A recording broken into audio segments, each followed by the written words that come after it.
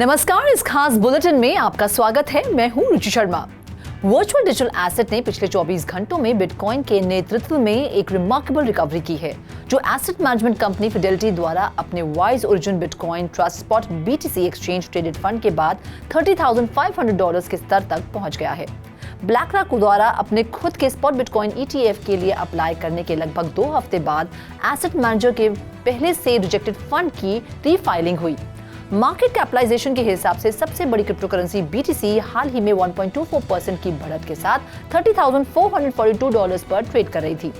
Ether market value में दूसरी सबसे बड़ी क्रिप्टोकरेंसी इथेरियम हाल ही में 0.98% की बढ़त के साथ $1,849 पर ट्रेड करती दिखाई दी।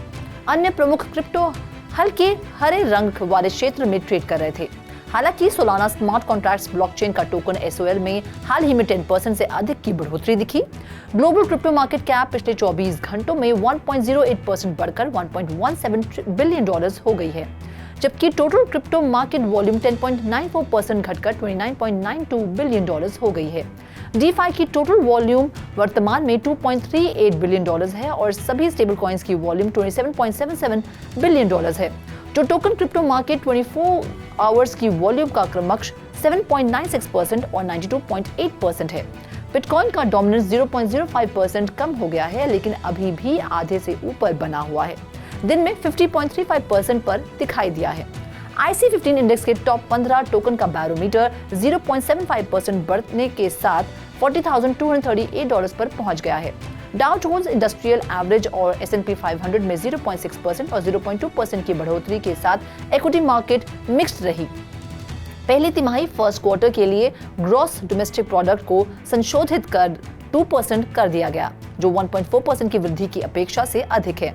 और लेबर डिपार्टमेंट ने घोषणा की कि 24 जून को समाप्त सप्ताह के लिए जॉब्स क्लेम्स 26,000 से गिरकर 239,000 हो गए, जो अक्टूबर 2021 के बाद से सबसे बड़ी गिरावट है और 265,000 की अपेक्षा से कम है।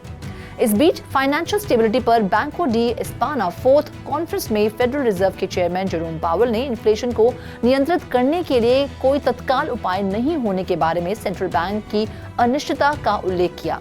ये देखते हुए कि इन्फ्लेशन प्रेशर लगातार बढ़ रहा है और इन्फ्लेशन को वापस नीचे लाने की प्रक्रिया जारी है। फेड चेयरमैन ने हाल के हफ्तों में सुझाव दिया कि वे इन्फ्लेशन पर काबू पाने के लिए आने वाले महीनों में रेट्स बढ़ाएंगे। कंपनियों के अनुसार पूर्व डीप माइंड इंजीनियर्स द्वारा फॉर्म्ड AI मॉडल बिजनेस रेखा ने यूरी मिलनर के DST ग्लोबल पार्टनर्स और स्नोफ्लेक सहित इन्वेस्टर्स से फंडिंग के एक नए राउंड में $50 मिलियन जुटाए हैं। डील के वैल्यूएशन का खुलासा नहीं किया गया। मामले से परिचित एक केस के अनुसार इसने रेखा को एक्सेस किया, जो पिछले साल शुरू हुई थी और जो अभी तक $300 मिलियन से अधिक इनकम जनरेट नहीं कर पाई है। रेखा कमर्शियल क्लाइंट्स के लिए बड़े और स्पेशलाइज्ड AI मॉडल्स बनाने में माहिर है। स्नोफ्लेक, जिसने स्टार्टअप में इन्वेस्ट किया था, जिसने हाल ही में एक कोलैबोरेशन की घोषणा की जो यूजर्स को अपने स्नोफ्लेक के तहत रेखा जैसे थर्ड पार्टी मॉडल प्रोवाइडर्स को चलाने की अनुमति देगा। ये कोलैबोरेशन तब आया जब स्नोफ्लेक कंपेटिटर डेटाब्रिक्स ने सोमवार को $1.3 बिलियन में AI model training business mosaic ML के अधिग्रहण की घोषणा की। चीफ एग्जीक्यूटिव डानी योगाटामा के अनुसार रेखा एनवीडिया से कंप्यूटिंग पावर हासिल करने के साथ साथ एक बिजनेस टीम बनाने के लिए फंडिंग का उपयोग करेगी। बुधवार को जारी एक रिपोर्ट के अनुसार आर्टिफिशियल इंटेलिजेंस के साथ काम करने वाले सॉफ्टवेयर इंजीनियर्स की प्रोडक्टिविटी 2030 तक ग्लोबल GDP में $1.5 ट्रिलियन से अधिक की वृद्धि की उम्मीद है। प्रोग्रामिंग कोलैबोरेशन प्लेटफॉर्म गिटहब ने कहा कि उसने AI संचालित कोडिंग असिस्टेंट का उपयोग 10 लाख से अधिक इंजीनियर्स द्वारा किया जाता है और 20,000 से अधिक ऑर्गेनाइजेशन द्वारा उपयोग किया जाता है। बिजनेस के अनुसार गिटहब कोपायलट ने कोड की 3 बिलियन से अधिक एक्सेप्टेड लाइंस बनाई हैं, जिससे दुनिया का सबसे अधिक उपयोग किया जाने वाला AI डेवलपर टूल बन गया है। सर्वे के अनुसार यूजर्स उपयोग के पहले साल के भीतर लगभग 30% कोड कोपायलट सजेशंस को अपनाते हैं और उसके बाद प्रोडक्टिविटी में सुधार होता है। ये रिसर्च 533 कोपायलट यूजर्स की जांच पर आधारित है। रिपोर्ट के अनुसार 2030 तक 45 मिलियन प्रोफेशनल डेवलपर्स होंगे और generic AI developer tool additional 15 million effective developers की प्रोडक्टिविटी बढ़ा सकते हैं। एक प्रकार की आर्टिफिशियल इंटेलिजेंस जिसे जनरेटिव एआई के रूप में जाना जाता है, मौजूदा डेटा से पैटर्न्स सीखकर नया कंटेंट जैसे टेक्स्ट, इमेजेस या म्यूजिक जनरेट कर सकती है। गिटहब ने एक प्रेस स्टेटमेंट में कहा, गिटहब ने पाया कि समय के साथ एक्सेप्टेंस रेट में लगातार वृद्धि हुई है क्योंकि डेवलपर्स टूल से अधिक परिचित हो गए हैं। आर्टिफिशियल इंटेलिजेंस पहले ही कई इंडस्ट्रीज में अपनी जगह बना चुकी है और जल्द ही दैनिक जीवन का एक अनिवार्य घटक बन रही है। इसके कई एप्लीकेशंस में कागजात लिखना, धोखाधड़ी का पता लगाना, शिक्षण और प्रदूषण पर नजर रखना शामिल है। एआई जल्द ही एक अन्य क्षेत्र में महत्वपूर्ण भूमिका निभाएगा, जैसे कि नौकरी के लिए इंटरव्यूज में। रिज्यूमे बिल्डर के एक सर्वे में पाया गया कि 43% रिक्रूटर्स 2024 तक इंटरव्यूज के लिए एआई का उपयोग करने की योजना बना रहे हैं।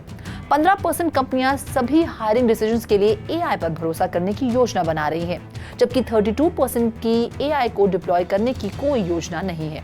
सर्वे में पाया गया कि 65% रिक्रूटर्स का मानना है कि एआई इंटरव्यूज से हायरिंग एफिशिएंसी में वृद्धि होगी, 14% में कमी आएगी और 21% पर कोई प्रभाव नहीं पड़ेगा।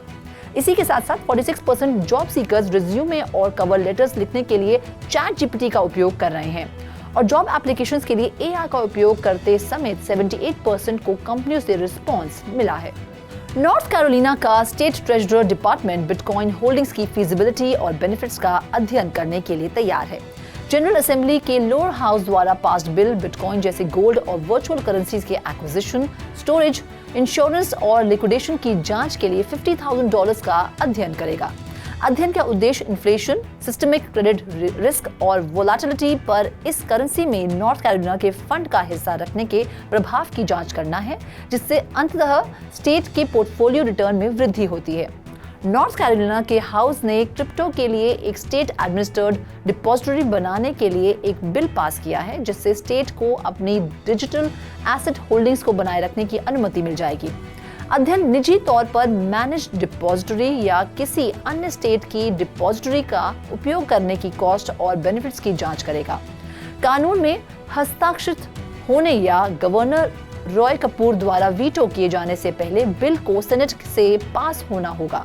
इसी के साथ साथ नॉर्थ कैरोलिना के हाउस ने सेंट्रल बैंक डिजिटल करेंसी का उपयोग करके पेमेंट्स पर प्रतिबंध लगाने वाला एक बिल पास किया है और यूएस फेडरल रिजर्व को भविष्य के किसी भी पायलट सीबीडीसी का परीक्षण करने की आवश्यकता है।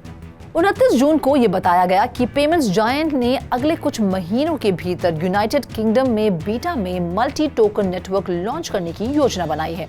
मास्टरकार्ड के एग्जीक्यूटिव वाइस प्रेसिडेंट और क्रिप्टो और ब्लॉकचेन के प्रमुख राज दामोदरन ने इसे रेगुलेटेड फाइनेंशियल एप्लीकेशंस के निर्माण के लिए ब्लॉकचेन टेक्नोलॉजीज द्वारा संचालित ऐप स्टोर के रूप में डिस्क्राइब किया है। मास्टरकार्ड MTN इस साल डेवलपर्स को क्रेडिट कार्ड कंपनी द्वारा विकसित टूल तक पहुंच प्रदान करेगी।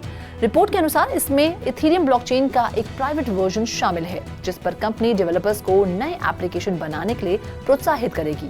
ऑफिशियल अनाउंसमेंट ने क्रिप्टो करेंसी के प्रति कंपनी की प्रतिबद्धता की पुष्टि की। इस कदम को पेमेंट सॉल्यूशंस की वाइडर रेंज के लिए नेचुरल एवोल्यूशन के रूप में डिस्क्राइब किया गया है।